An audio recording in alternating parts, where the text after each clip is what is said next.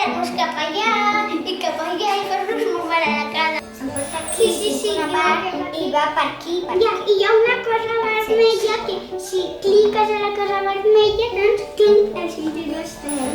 Jo també me'l cor dorsal, però a vegades jo necessito ajuda perquè se'm queda curt i no hi ha més i el meu papa agafa fort i estira més.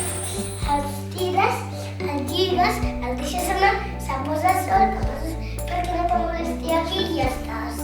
Fa molt de temps que com no hi havia cinturons molts petits, tenien un accident i després feien així.